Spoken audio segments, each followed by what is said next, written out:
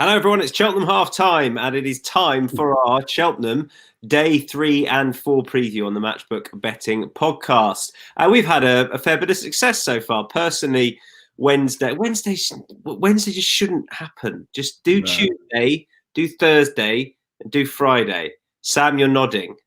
Yeah, I find it the hardest day of the week, Wednesday. Absolutely well, it's a bit of a nightmare. I found a couple in the paper, but they were short odds, and Micheál Indo's agonising defeat was a very painful and bitter one to take. Yeah, look at Smuggo up there, smiling away. Champ, for sure, for champ. Champ. Can't jump, but champ. He's Scottish. I said halfway through the race, I was like, he's jumping like a fucking piano. Right, okay. Is this after 9 o'clock? Is this the watershed? Look, he got there in the end. I said a few more curse words when he was on the way in, but delighted with that. Great stuff. Totally decent. I'm just going to wave goodbye to my broadcasting career, Tom. Are you? That's all right. You've made me smile, if nothing else. Yeah. It's like I've been hanging out with Declan Rice too much. This is what happens. You start dropping the F-bomb. That's what it is. But yeah, look, Champ was fantastic today as we're recording this, and it was a good day for the green and gold. Let's have a look then at day 3. Let's rattle on through because we know what races are coming your way. We start with the Marsh. It's fascinating because you've got Forheen in there. Personally, around about 6.0 for me would just be short enough. Look, the heart says, please, can he win? But the head says no. And I've really been a fan of Itchy Feet from the word go. And I know he heads the betting. I think that's absolutely fair enough. Around about 4.33. He's a Grade 1 winner in the field. Could be a good day for Gavin Sheehan and these colours as well. A live chance in the handicaps later on. I'm a big Itchy Feet fan. I'm finding him very difficult to crab, whereas all the others in there, I can find little holes in their chances. I think he's a worthy favourite. Anyone want to pick up off that? I'm certainly pleased he hasn't been scratched. That is the slight issue I have with him is just the lack of experience a little bit. We saw that with Brewing Up a Storm on day 1, that he was just a little bit novice-y. They're going to go a good rattle here. There's 1 or 2 horses got plenty of experience jumping fences. So that is just a little bit of a negative in the back of my mind. I actually think he's the best horse in the race, if I'm honest. I know David Russell rides Sam Crow, I think, for the first time, which I think could have a significant uplift in his fortunes. Somebody told me that stat today at Cheltenham. I couldn't believe it. I haven't had a chance to check it yet, but I presume it's true. And he's had a little wind up. David Russell, Sam Crow, over fences. First time he's ridden him over fences. Is that right? Yeah, I'm looking at it now. Yes, it is. Yeah, Keith Donoghue and Jack Kennedy. Have you seen that Sam Crow is no favourite for the race? Yeah, incredible. I mean, good money for him, good support for him, good money for Mr. Fisher as well. I think he's been quite well backed. He'd be my biggest danger, actually. I quite like him. He's got good experience of the track, stays well. I just don't think it's a vintage race, if I'm honest. I know the race hasn't been around for that long, but I thought Allaho, if you put Allaho in this race, and especially given the way he's run today, I think he'd win this comfortably. There's a few that I've got real concerns about, Faheen being one of them, actually.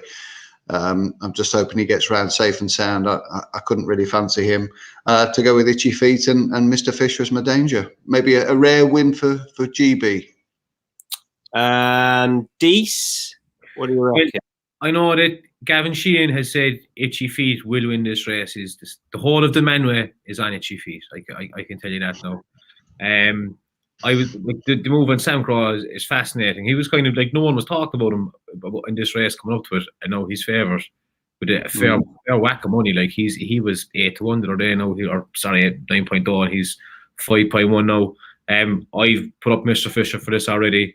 He's on my best bets of the week. I still think he has a cracking chance in this, so I'm going to stick with him. I think he's a great horse, and much like old Champ today, he'll get over the last, and he might be able to kill him with a burst of pace. So I'm already on him, and I'm going to be going in again tomorrow. As somebody who laid Champ, is it possible to mute Deasy? Oh, I'm not going to make him anymore now in this, all right? I No, I'm only. He was great. I'm only joking. A way out. I did it. I wanted to be against him. All ends up. There you go. You were right for 98% of the race. Yeah, I was. Yeah, I was delighted. Well, we'll discuss this again, but like he raced 6 wide and hit every fence and still won. I think super horse. Anyway. Not no. Right. Just a line on anything at bigger prices. I could be tempted in if you can price up on the likes of Annie Mac and Tornado Fire. Those two would be my ones at prices. And because it's Cheltenham and I had a bad Wednesday, I'm probably going to have a couple of darts at those. Anyone else? Not a lot floats my boat, if I'm honest. The only other one that I thought might be interesting is the fact that Paul Nicholls has plunged St. Sonnet in here. I mean, he made heavy weather of winning at Catterick, believe it or not, at heavy odds on his UK debut. But it's interesting that he's been plunged in here. And look, we've seen how the Nicholls horses have bounced back. That day in the pub has clearly worked for Big Paul. And he, a 1-2 in the Champion Chase, and everything's looking ready to rock and roll.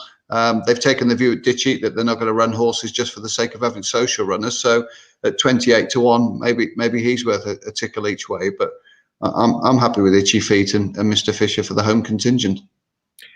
Yeah, St. Sonnet is 44.0 to win and 8.4 for the place for 3 places and 4.6 for 4 places. So that might be a nice bet. Which on Annie Mac, Tom, I think she's a fantastic jumper, and the Mayor's Allowance is always a help. But she might come second to Mr. Fisher, I'd say. There you go. A good week for the Mayor so far. Let's move on to the Ryanair next up.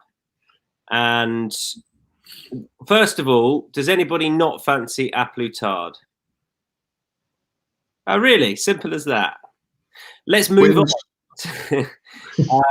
Who wants to make the? Because I think we talked about this on the big preview that we did, but I suppose nothing's changed currently. Price floating around about. I mean, I'd love to be able to get 3.0. I wonder if that's going to be possible come race time. But A Plus Tard, I think, is the worthy favourite, and I'm very sweet on his chances. Dees, what do you want to add?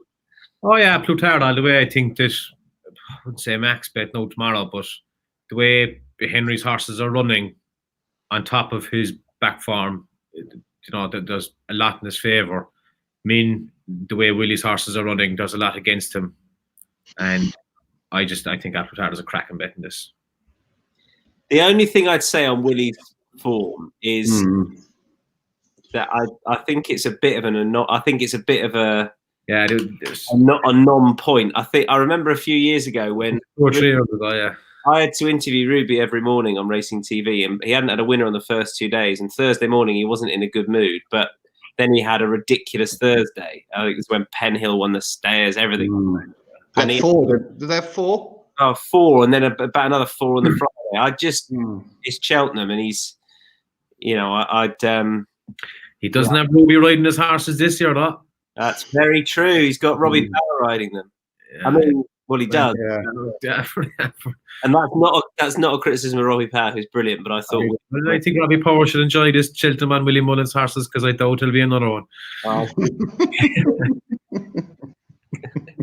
Go on, Sam, help me. I think he's been drinking this afternoon. He's got a bit of Dutch courage off the back of I've been here now for 48 hours straight, Sam. Cabin fever. You better get used to self-isolation, Dees. Yeah. You keep rubbing it in about Champ, you won't have any friends left. Yeah. I think they go good gallop here, won't they? You've got ASO, Frodon, Min, perhaps even Riders on the Storm, perhaps if he can lift a leg after that brutal Ascot performance. So A Plus Tard should get a nice toe into this race. I really like his chance. The market tells you that. His defeat of Chacun Passoir was a tremendous performance at Leopardstown. If I was going to try and pick something to nick a place at a big price, Shattered Love would probably fit the criteria.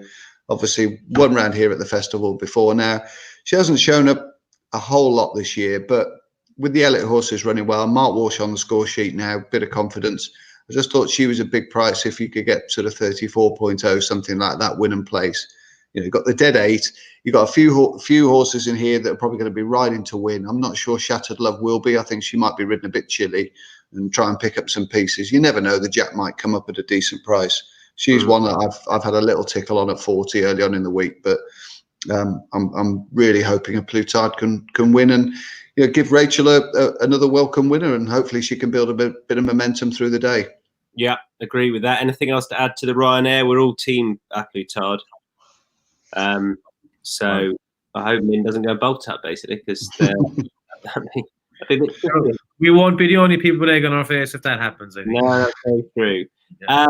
I wonder if our Stayers Hurdle preview, which we'll move on to now, is going to be quite short because of Paisley Park's presence right at the top of the betting and the fact that he should be a good thing for the Stayers Hurdle. And I think he is. Just the one angle I want to come at it with is the more I look at City Island here, who's had his win done, the more I think around about 30.0, he could just be a little nibble in the win and place market, because you never know. Horses stepping up in trip and unexposed horses at this trip do have a decent enough record in it. You either get the proven greats or you get those who could be anything. It's very rare that those that have been consistently beaten in this sort of field come and actually do the business. So he was really interesting, City Island. They've shelved. Martin Brass has been very quiet this year. I think he's only in single figures for winners this year, but I think City Island, his form is not bad from last year, because he beat the thing that jumped like a fucking piano today. I agree with you, Tom. I think he's got a major shout. I hope he runs better than not latest exhibition, Longhouse Poet. That looked like it had got its legs tied together, just didn't operate on the ground at all. And I think that is a vital component. At least they'll be on some fresh ground today or tomorrow. I think it was like glue today, and some horses just handled it and some didn't, like Devi DeSoy and one or two others. Sporting John was horrible on it. It was that holding ground that just horses, some of them couldn't get their legs out of. So hopefully City Island, nice and fresh off the back of that wind operation, good course form. You'd hope that he would run a decent race. He's a long way away from Paisley Park at the moment, though, but you've got to look for something each way against Paisley Park, haven't you? Yeah, I think he's the most interesting unexposed horse in the race. Deep. I just wanted to ask you, was there much rain there today? Are you expecting the ground to be none? Just windy. It'll be drying all the time. It was really windy day today, so no rain. I haven't seen the forecast overnight, I've got to be honest, but I checked that. There's no rain over the next 2 days. At least they're on fresh turf tomorrow, which is one thing. Yeah, most of my day four stuff was all kind of on soft, good ground picks. But anyway, I'll get to that. I'm going to stick with. I put up 2 big price ones in this without Paisley Park before the race, and I'm going to stick with them. I'm going to stick with Ronald Pump and the Jam Man.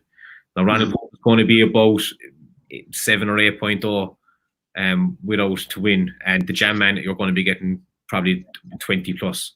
Especially like the Jam Man, I was watching. He actually ran at Cheltenham on New Year's Day, and he was coming with a winning run. Sam put him up. Yeah, I napped him that day. Yeah, and he was coming with a winning run. He was blocked in, but a horse blocked it, or he was blocked in on the rail just before he jumped the glass. Then he got his gap, and something fell in front of him. I think that he's a very progressive horse. It's a massive odds. Definitely worth a tiny win bet and a good chunky place bet without Paisley Park, and I'd be very much on board with City Island as well. But I think that Paisley Park, especially with drying ground, might suit him even better. So I think the points on Ronald Pump's a very good one, because he ran in that very competitive Leopardstown handicap qualifier. They went round quicker than the 3 mile graded hurdle that day for the final circuit. So he could have run it for the Potemps. I mean, I'd have fancied him in the Potemps, but obviously he's running here. I think in the without market, he's a real live player here, and he's a young horse. And we talked about it, I think, didn't we, for the major sort of festival preview we did the other day, that he looks to have a live chance at a big price. So I wouldn't be against that project.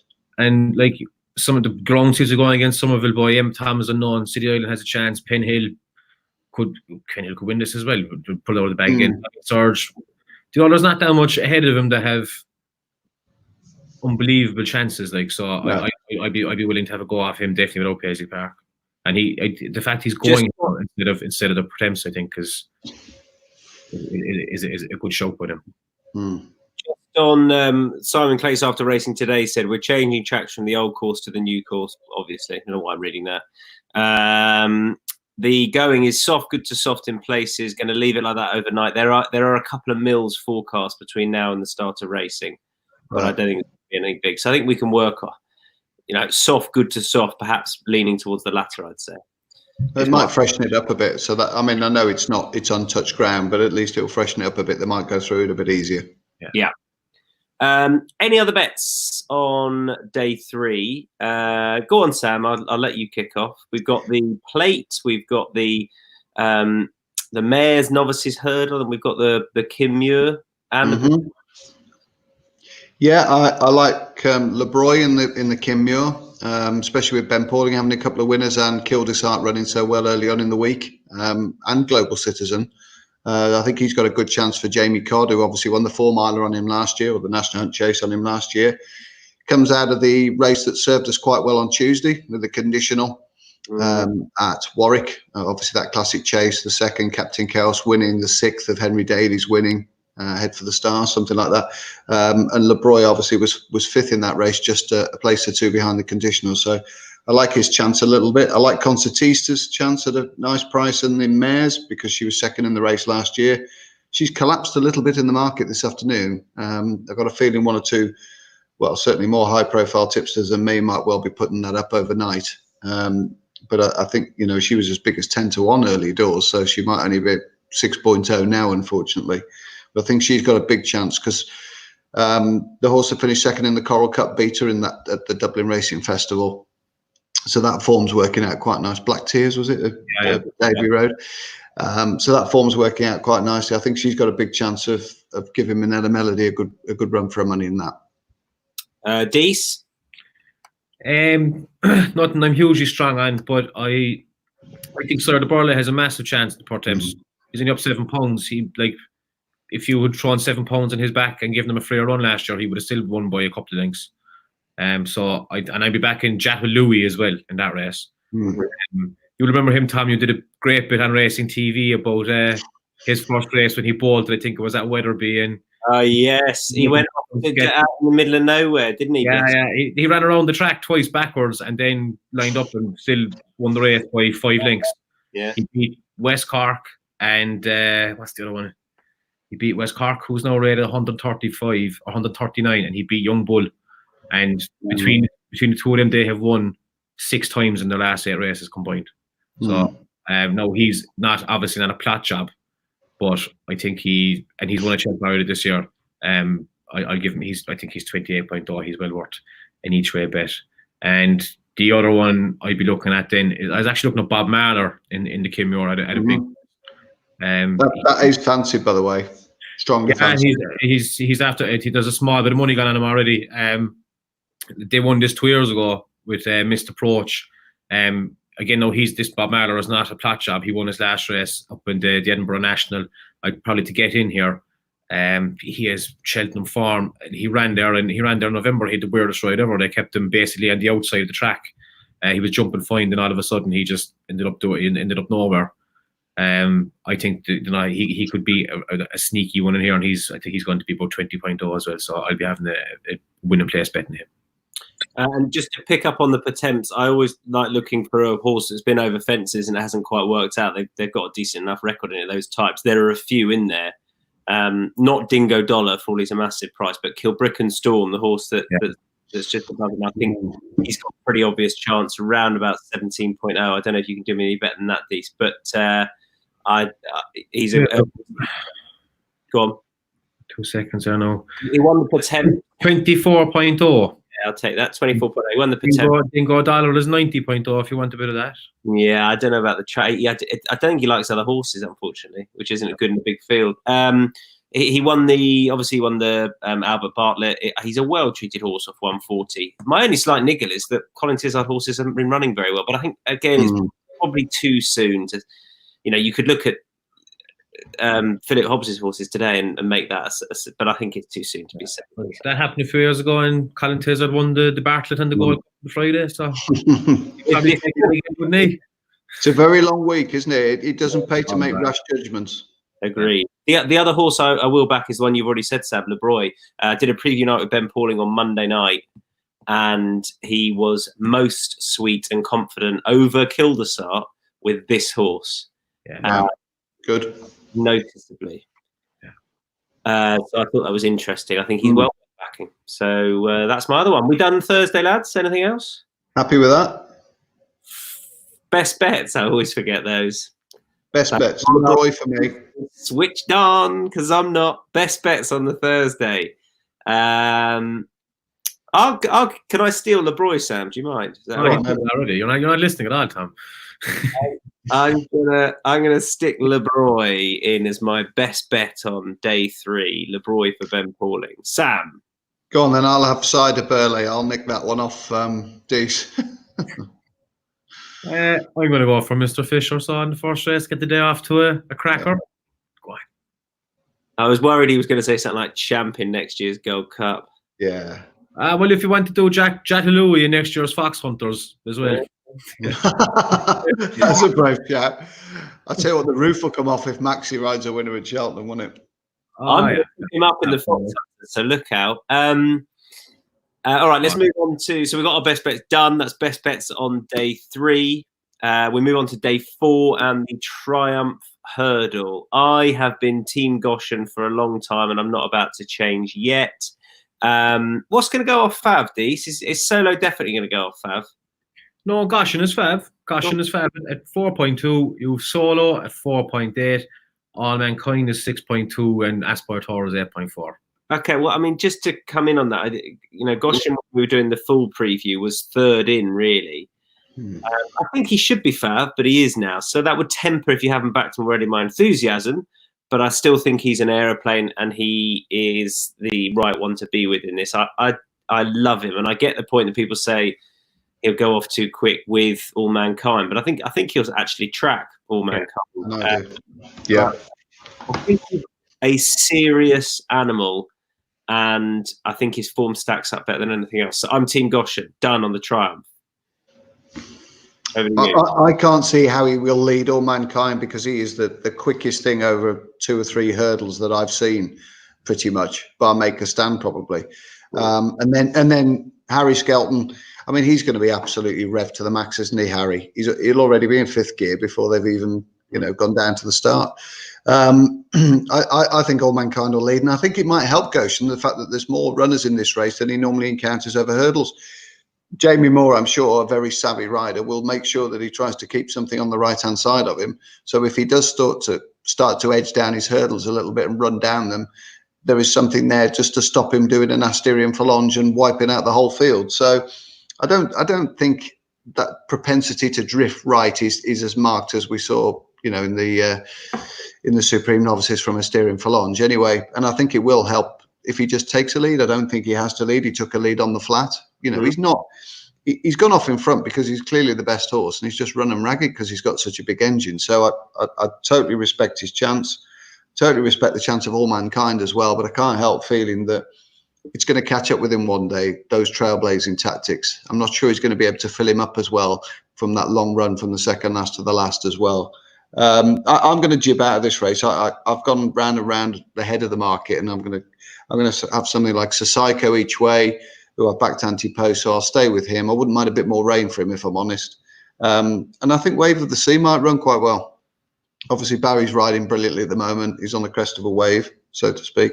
And although Joseph's horses have gone a little quiet of late, I like the fact he won last time, and they were just sort of half looking at the Fred Winter, and he ended up winning anyway. That Spring Juvenile has obviously been a good pointer to this race in the past.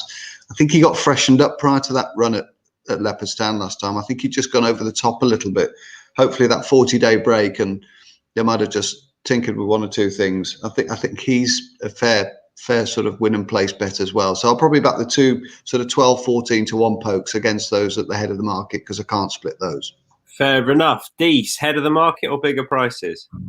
So the question for you, what is the sum total of Goshen's winning distances from his last 7 races? Well, he's won all 7. How much in total? 57? I would say 83. 96 lengths. A long way there. That's 14 lengths a race. Mental. I'm gonna like the juices will probably be gone out of his price, but I never really bet too much in this race because it's a mad race. But I'll be sticking with Goshen. Just from that step one. Yeah. 96 Done. legs. Love it. I'm agreeing with you, Dees. That's the one that it does. That's the one where I bock you. You know that. Where you are? My apologies. That is all right. She will be loaded by then anyway. What matter? Quite right. Right, we're Team Goshen, and Sam is going elsewhere in the Triumph, looking at one at a bigger price, a couple at a bigger price. The Albert Bartlett. We're all looking at bigger prices in the Albert Bartlett because Dees, that's how you play it, right? Yeah, like my anti-post bets in this are disappearing with every breath of wind that has no rain attached in Cheltenham, because I had sorry, I'm at the county earlier. I had Fury Road and Ramsey's Detail back from this with a long way out. Now, I don't think it is absolutely completely necessary for heavy ground for them, but it would really improve their chances. So I will probably I hate this race anyway, so I'll probably just leave them run and not betting anything else. But I think that Ramsey's Detail, just because the experience angle, it's not this is all this goes to the horse with the most experience, except for last year and the year before. But Ramsey's Detail is just, he's a great horse, and if there was a bit of dig in the ground, I could see him going out in front and just killing him from the front. And the same at Fury Road. I know that they really, really fancy him. He was a very expensive bumper horse, or boy to be in bumpers. Very good this year. Now he's run the last day. It was definitely too quick for him, I think. But bit of extra distance, and if there is a bit of juice in the ground, he can outrun his odds as well, I think. Although he's come in a good bit now since I backed him. He's about 12.0 out the moment. Yeah, all double figure prices. I like that. I'm not per se against Time Hill on his profile, although he does lack a tiny bit of experience if you were being very picky. I know he's got experience in good races, but I do love a horse, Sam, that has run a lot for this, because history tells experience, and bigger prices are often the way to go. For me, Redford Road is a big price. He won one of the key trials here. He's had 4 goes over hurdles. He won the December race, which plenty, I think 2 in the last 10 years have won that and come on to win this.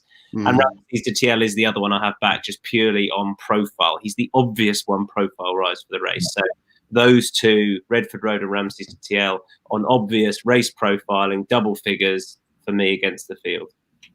Is there any age stats here, Tom? Do you know of any age stats off the top of your head? I haven't got my book, but I'd imagine they do come into play. It's certainly not as much as the 4 miler. The 4 miler is ridiculous of the age stats, because it's a lot of second, sometimes even third season novices that win that. But just going back in, I mean, the recently not so much necessarily, but the likes of, you know what I mean, Harry. He'd had plenty of starts. Penn Hill had he'd had a few. Kilbricken had 4, but I like a 4 personally, a 4+. Okay, you like a little quartet. I'll go with latest exhibition. He's 7 years of age. He's a pretty hard knocking type of horse as well. I'd like to have seen Long Has Poet run a little bit better out of that Leopardstown form line, but I think he's a pretty useful horse, if I'm honest. He's got form with Andy Dufresne. He's got form with 1 or 2 Abracadabra early on in the season. I mean, he managed to finish, I think, second to that over 2 miles, which was some performance. I think there's more to come from him. I loved his attitude at Leopardstown last time. So he'd be a small play for me. I think it's a really difficult race, though. I mean, you think Wednesday's hard, and then you start looking at this Friday card, and you think, good grief. Good job there's not a Saturday card, Tom. Not yet. Not ever, please. Yeah, it's going to happen. I think. And latest exhibition, he's had 4 runs. So there you go, over hurdles. Bosh, job done. And he's about 6.0 Ds. Latest exhibition. Sorry, no, I'm actually looking ahead here. Latest exhibition is. I've gone away from that race. No, lad, sorry, you've got me. He's about that. He's about 7.0, I think. I think you'll get that. I was actually checking there how the horse that had run at the Dublin Racing Festival are doing, because I was thinking maybe it had left its mark on a few of them, but then you have the likes of Black Tears, even Appreciated. There's like it's kind of half honeysuckle, it's half and half. Yeah, Darva Star ran well, didn't it? And it did, yeah. Whether the hard race had maybe affected some of them, but it doesn't seem to be standing up to my little bit of analysis here now. So we'll just forget about that, edit that out later. But we'll leave the bit about the piano in. Let's move on to the Cheltenham Gold Cup. I I have relatively hard and fast rules about this, whereby if the horse that heads the betting is a horse that's run in the race before, I probably wouldn't back it. The trouble is, the horse vying for favouritism is Album Photo, and he has run in the race before, but he also won it, so that can't really be a negative. But I think he's up against two serious novices, two serious second season chasers, who have the right sort of profile for the race. And I would be with Delta Work and Santini. I pretty much said this all along, against Album Photo personally. Sam? I'm still going round and round the avenue with this race, because obviously if we're going to get 2 drying days, that does bring the likes of Clanders Oboe into it as well. And we've seen what Paul Nicholls has done by freshening up and keeping Political Oak absolutely cherry ripe for the Champion Chase today. That might have been a little bit of a freak result, but it was also a tremendous training performance, and I wouldn't put it past Clanders Oboe to last a bit longer this year. If the ground's genuinely good to soft and drying, if we get 2 windy days, it could easily be that. He's just the type of horse, I think, that with a more patient ride could still be in there pitching at the last. I don't really see it as a problem, him coming up the hill. So he's definitely a player. Album Photo's done absolutely nothing wrong. The form of the Tremor performance has been enhanced by the second, winning by 16 lengths next time. Delta Work I've got a lot of time for. He does rub 1 or 2 of his. That was the only concern. He was a bit sluggish in the RSA, and it cost him when I fancied him quite strongly. Santini obviously at the same race, and Lost in Translation's the imponderable, really, because the first 2 days results, we're recording this on the Wednesday night. The Tizard horses haven't shone particularly, and yet if you see anything from those, that then gives you a bit of confidence to go and think about Lost in Translation, who's absolutely hammered. Top of the game, 6 lengths. Top of the game's obviously won the RSA with Santini and Delta Work in behind. Sorry, so he's obviously all that form with Defi de Soy as well last year. He is right up there. If you can ignore that Kempton performance and forgive him for that Kempton performance, because up to that point he'd beaten a brilliant Haydock horse in his own backyard who was 4 from 4 at Haydock. He'd cozily beaten him, and he looked the second coming. So I'll just keep going round and round in circles a little bit. So I will probably keep my powder dry till I have to actually tip and make a decision. And I've got a little bit more evidence of what the ground might be. But I think at this stage, I'd be Album Photo, because he's done absolutely nothing wrong. And why can't he improve again? He's only 8 years of age. And I'm scared to death of Lost in Translation. I think with that wind operation, the tongue tie on, freshened up from Kempton, I think he could be the real deal again. I don't think we should write him off too soon. Basically, it's not easy, is it? So I've told you nothing. I've done the classic politician. I've just talked and talked and talked and actually said nothing. So I get the if a couple run a bit better, and you might look at Lost in Translation and say he's another one on that second season chaser. And Power was glowing about him at Aintree. Dees, where are you with Album Photo versus the slightly younger horses? Much like Sam, I like about 7 or 8 horses in this race. No, I don't. I very much ground dependent now, but if it's coming up good to soft, even if it's small bit better than that, if it's even approaching good, I think Delta Work is a massive bet in this. He's his figures on yielding or better are fantastic. That's his ground. I think he has some of the best form in the book this year. Now, you're dead right about Lost in Translation. He's kind of the unknown here. But I'm just worried about Team Tiz, their form. So if it comes up good to soft, erring on the side of good, I would be very much with Delta Work on this. I think that they are his perfect conditions. I think he's improved massively this year again, and I think he'll be a cracking betting it. Not to say that I think this is a very good race. I think out of the top 7 of them, down as far as presenting Percy, they all have chances, good chances. But I'm just gonna nail my colours to Delta Work and stick with it now, because it's too hard to be changing your mind too much. It's going to be a great race, hopefully. I do take the point with Delta Work about he didn't jump perfect. He was still beaten by Santini last year, and Santini wasn't 100%. But I think for that reason, Santini should probably just be ahead of him in the betting. But I maintain that one of Santini and Delta Work, and I'd probably throw Lost in Translation in as well, will win the race. but my goodness, it's difficult. Just last question: what's going to lead? Just about to say to you, where do you see the pace coming from? Because that's another factor that will probably help Clanders Obo a little bit as well. The fact they won't go a million like they did last year. Manly and Bristol, they would take them on, wouldn't they? Bristol would have to, really, wouldn't he? Bristol, I think Manly, he likes to go from the front, and Rachel likes to go from the front, and why not? Yeah, I could see him. I could see him trying to make it a good test. And who's the each way filth bet, lads? Is it Bristol?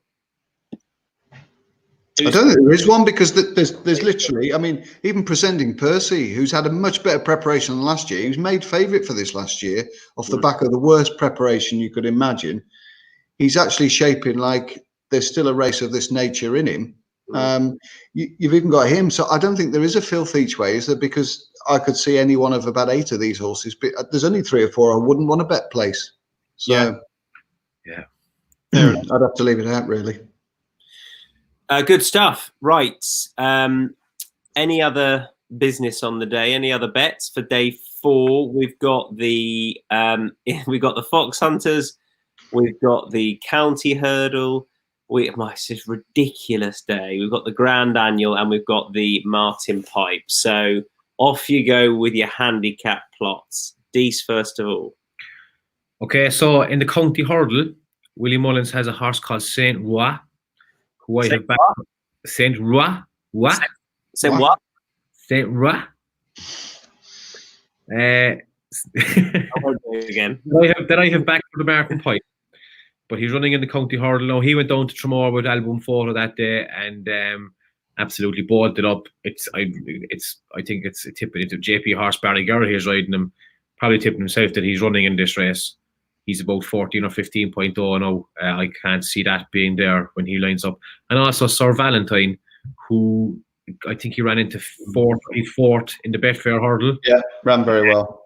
Not that far off CL the Nation. He's 4 times the price. He is 24.0 at the moment. So I'll be having both of them each way.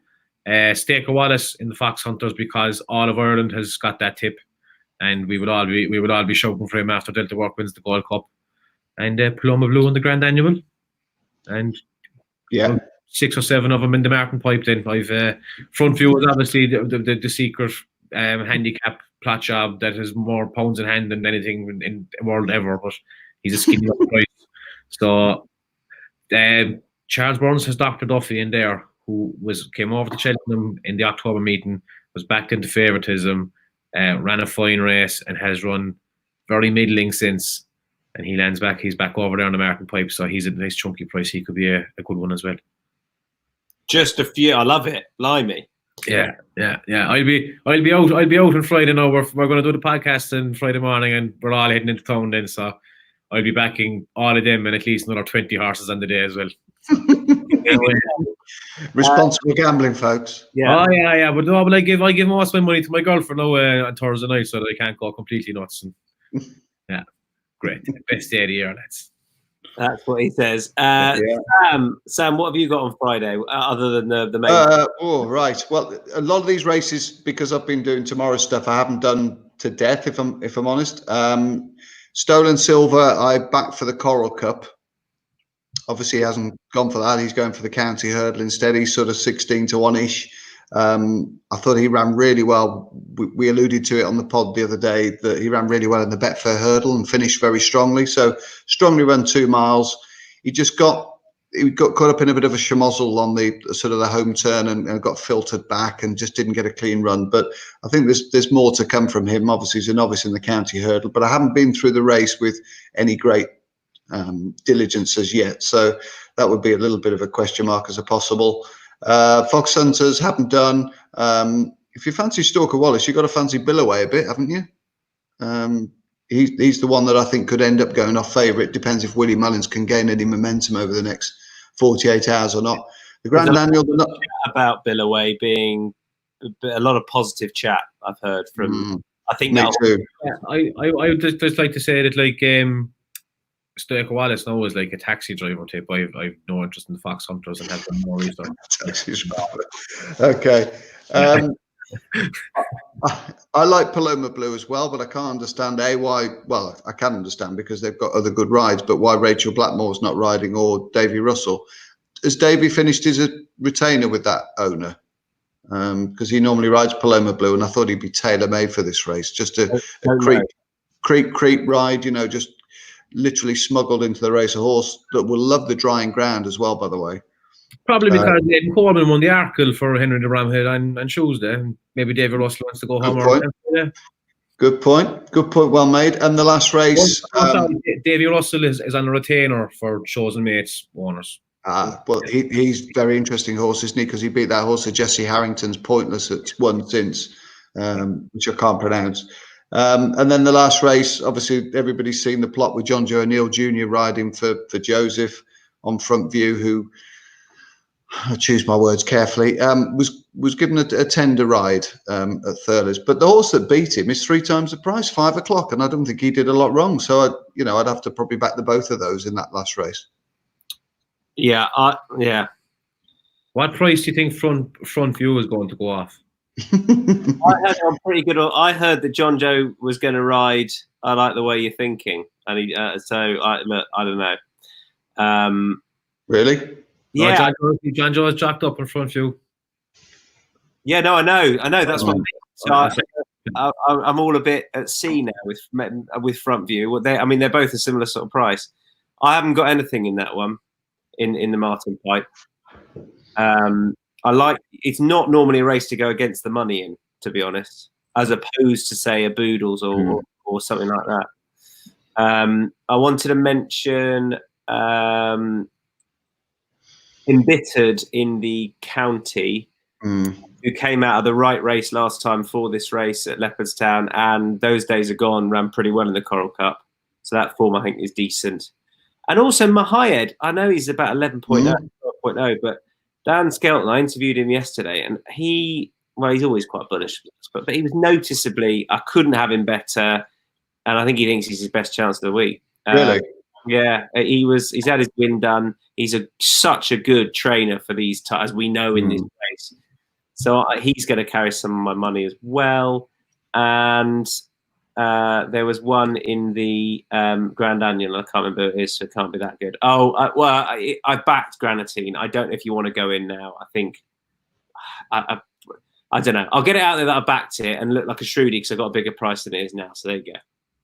I'm just choked that On the Slopes isn't running in that race because obviously that form line with Imperial Aura and Simply the Bets, that looks a really good form line. I can't believe he's not running, but anyway, maybe you go to Kempton on Saturday. I haven't seen any entries yet, but it's a typically difficult race anyway, isn't it? Yeah. What about old Gino Trail? All yours?